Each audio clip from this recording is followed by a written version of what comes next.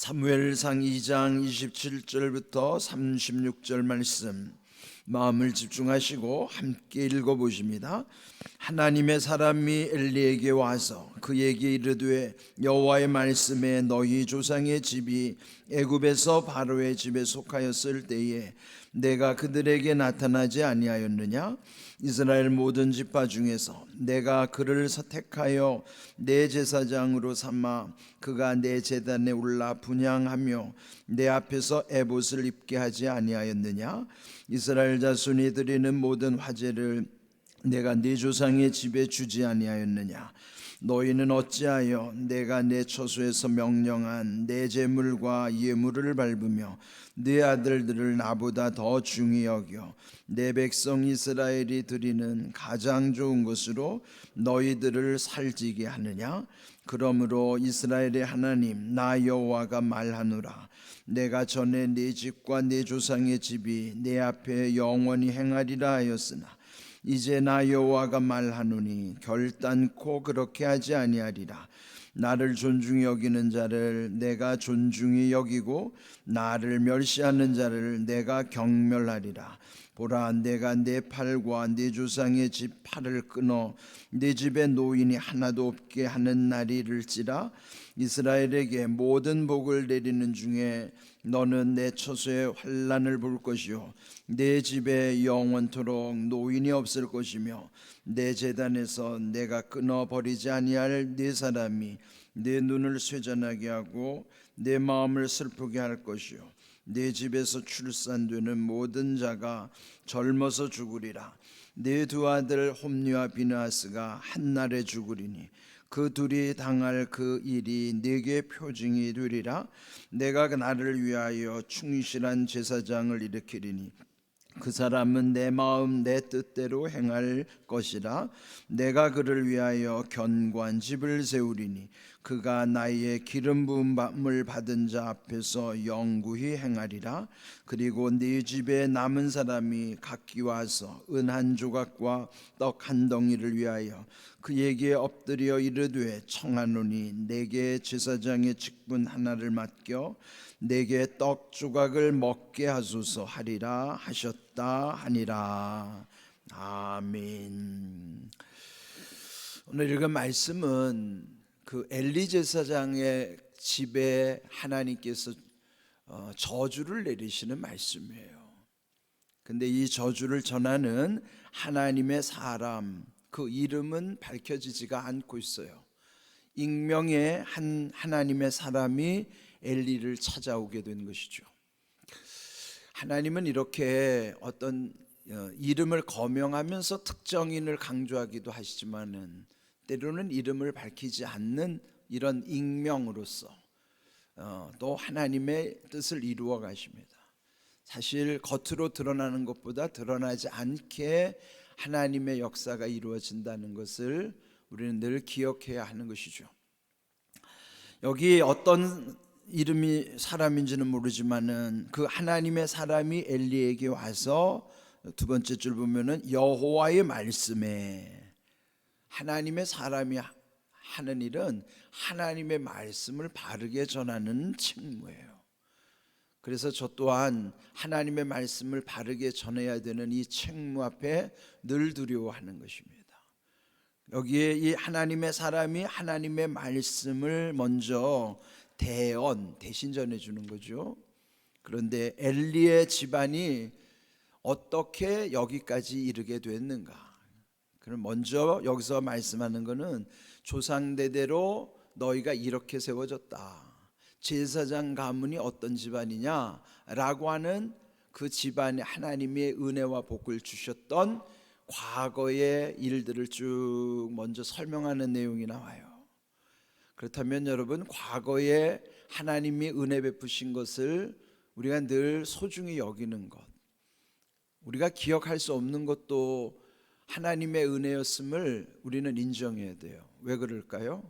지금 내가 바울의 고백대로 말하면 나의 나 된 것은 하나님의 은혜라 그러죠.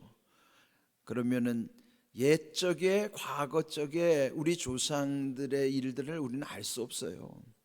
그렇지만은 오늘 나의 존재는 하늘에서 갑자기 뚝 떨어진 것도 아니고 땅에서 불쑥 솟아난 존재도 아니에요. 알지 못하는 옛적 조상들과의 연결 속에서 오늘 내가 존재하는 거죠. 그렇지만은 나의 나됨이 하나님의 은혜임을 성경에서 우리는 깨닫기 때문에 오늘 나는 무조건 과거는 하나님의 은혜였음을 전제해야 돼요. 따질 것도 없어요. 오늘의 나의 나됨은 무조건 하나님의 은혜라는 것을 인정해야 된단 말이에요. 그래서 우리는 늘 여기까지 인도하신 하나님, 모든 과거는, 가까운 과거는 어제이지만 먼 과거는 알 수도 없어요. 그러나 한마디로 정리하면 바울이 고백한 것처럼 나의 나된 것은 오직 하나님의 은혜이므로 과거는 묻지도 따지지도 말고 하나님의 은혜임을 늘 기억하면서 살아가야 돼. 그런데 여기 왜 엘리 집안에 과거에 베푸신 하나님의 은혜를 설명하는가 하면은 이들이 그 과거의 은혜를 망각했기 때문에 결국 하나님으로부터 멀어지게 된 거예요. 왜 저주가 임했는가? 과거의 하나님의 은혜를 놓치면 오늘 나는 방자하게 살 수밖에 없어요. 교만해질 수밖에 없죠. 그래서 우리는 항상 지난 세월의 모든 것이 하나님의 은혜가 계속 쌓여왔다는 것을 하나님께 인정하면서 그러면 감사하게 되죠. 그런데 이 엘리 집안은 어떻게 교만하여 무너지게 되는가?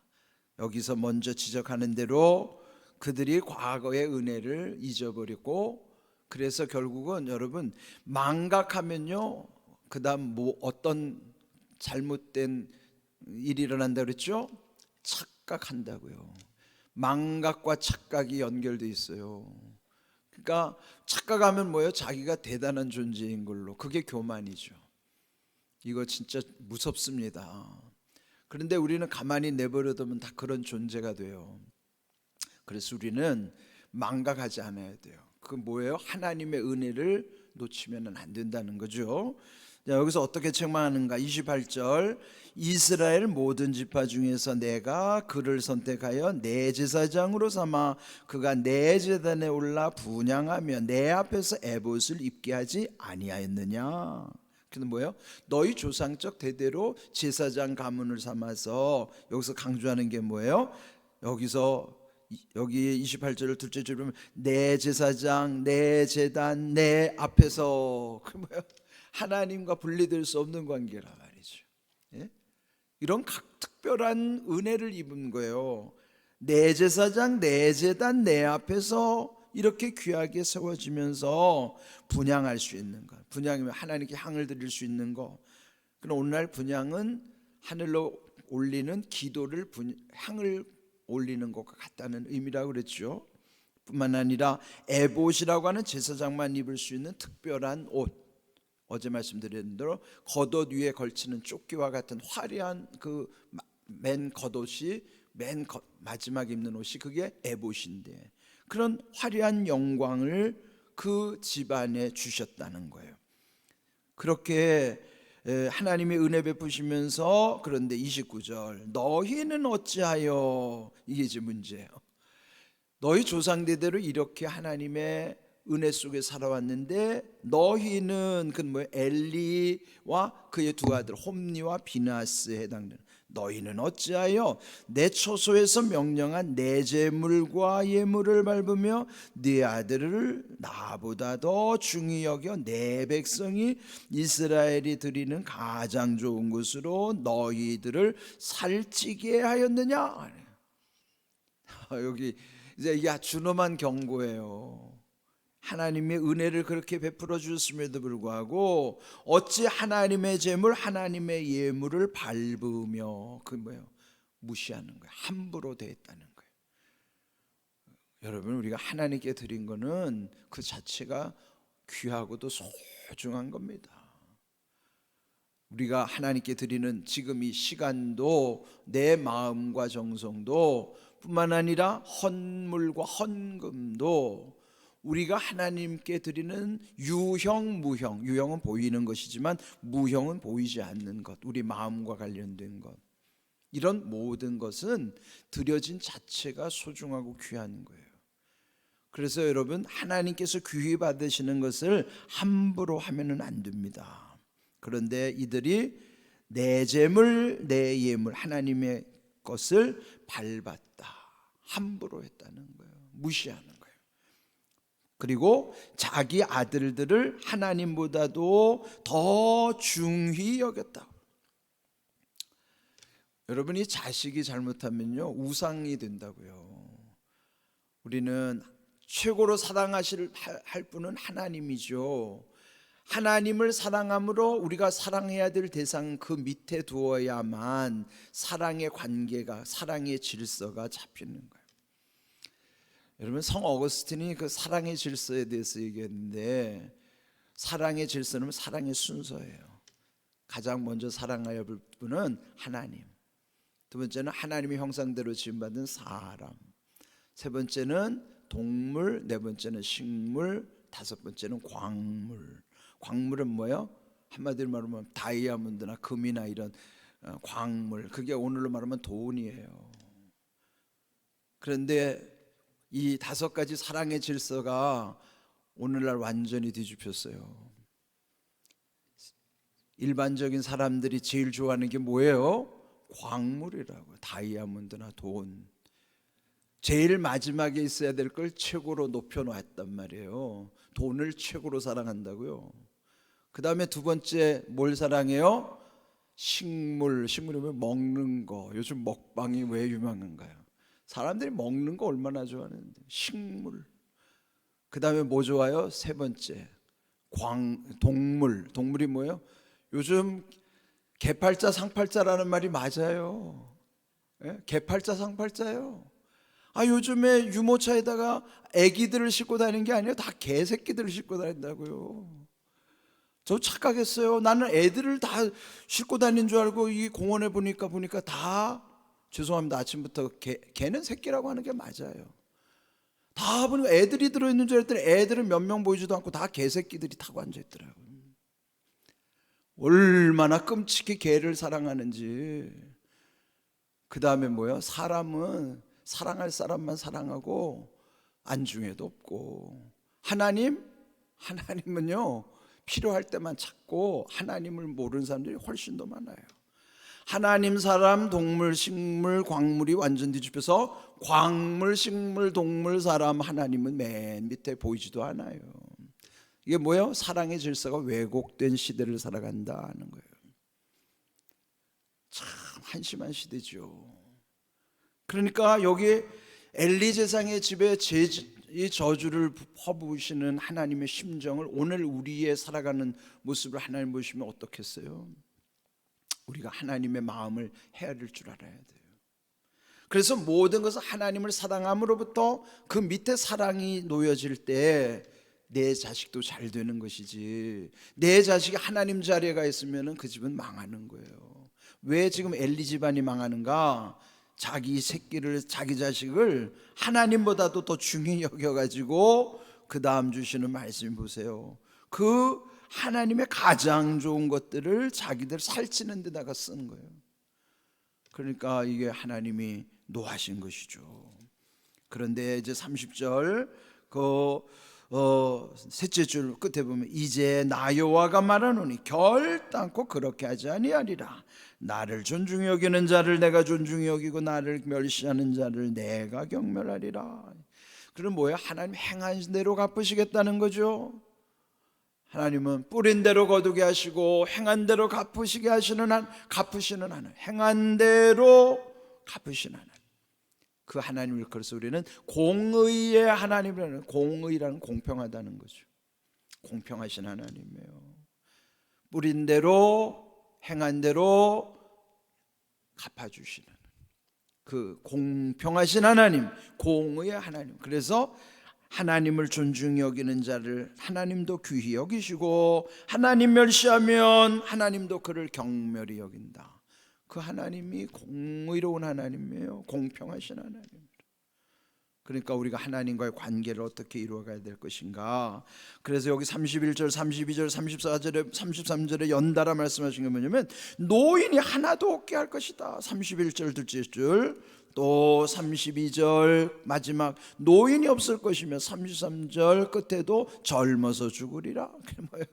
단명하리라는 거예요. 그 집안에 내려진 저주예요. 34절 그렇게 하나님보다도 더 소중히 여겼던 홈리와 비느하스라고 하는 두 아들도 한날에 죽을 것이니 그 일이 표징이 되리라. 오늘 제목이에요. 그 일이 표징이 되리라. 그래서 결국 그 두 아들이 홈리와 비느하스가 4장 11절에 보면요, 블레셋과의 전투에서 법궤도 빼앗길 뿐만 아니라 그 전투에서 두 아들이 같은 날 죽어요. 그대로 이루어지는 거예요.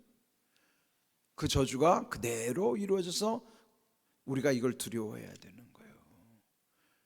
그러면 그 일이 표징이 되리라는 것처럼, 표징이 뭡니까? 표는 겉으로 드러나는 게 표시가 나타나는 표. 징은 그런 징조. 표징은요, 겉으로 드러날 징조가 언제 있어요? 그 일, 지금 내 행동 속에는 이미 앞으로 드러날 징조가 보이는 거예요. 우리의 지금의 모습은 앞으로 미래에 나타날 드러나는 징조라는 거예요. 그럼 어떻게 해야 될까요? 매일매일의 삶이 하나님과의 바른 관계 속에 살면 문제가 없죠. 그런데 망각하니까 착각하여 하나님을 떠나서 결국은 망하는 거죠. 이런 우리가 늘 생각하면서, 그러면서 여기 35절 내가 나를 위하여 충실한 제사장을 일으키리니 그 사람은 내 마음 내 뜻대로 행할 것이라. 나는 그를 위하여 견관집을 세우고 그 기름 부음 받은 자 앞에서 영구행하리라. 이거 무슨 뜻이에요? 너 아니라도 나는 내 일을 이룰 수 있다 이 말이에요. 이걸 우리한테 적용해 봐요. 여기에 담임 목사 최종모 아니더라도 나보다 훨씬 능력 있는 사람 많아요. 착각하면 안 된단 말이에요. 나 없어도 훨씬 잘할 사람 많아요. 여러분에게도 적용해 보세요. 여러분 아니더라도 여러분보다 하나님이 세울 사람들이 많아요. 착각하지 말아요. 내가 아니면 안 된다고요? 그건 교만이에요. 나 아니더라도 나보다 월등한 사람을 하나님 세울 수 있어요. 엘리 집안이 무너지면서 여기 하나님은 충실한 제사장을 다시 일으킬 거다. 오늘 나는 이렇게 은혜 안에 있다는 것이 감사한 일이고 나를 써주시는 것이 감사한 일이지, 나 아니면 안 된다는 것은 착각입니다. 내가 쓰임받고 있다고 한 시대의 은혜 가운데 산다는 것이 얼마나 감사한 일인지를 그 착각하면 안 돼요. 얼마나 귀한 일인지. 왜 엘리 집안이 저주가 임했고 망했는가? 하나님은 여전히 하나님의 나라를 위해서 얼마든지 세우시고, 이 시대 교회가 뭐 타락했다고요? 타락한 교회는 무너지면 되고요, 하나님이 숨겨두신 엘리야 시대 때도 바알에게 무릎 꿇지 않은 7,000명의 영적 군대를 숨겨놓고 계시는 하나님은 오늘 이 시대 우리 눈에는 나타나지 않지만 하나님의 나라와 하나님의 뜻을 이루실 보이지 않는 하나님의 사람들이 있다는 거예요. 착각하지 맙시다. 나 아니면 안 된다고? 아닙니다. 하나님은 하나님의 방법대로 하나님의 뜻을 이루실 거예요. 우리가 늘 겸손함으로 은혜 가운데 있게 하신 나, 써주신 나 감사하면서 우리 하나님의 나라를 향해서 날마다 기도하고 그 가운데 함께 주님과 갈 수 있는 삶이 되기를, 오늘 주신 말씀 겸손히 잘 받기를 주님의 이름으로 축복합니다. 아멘.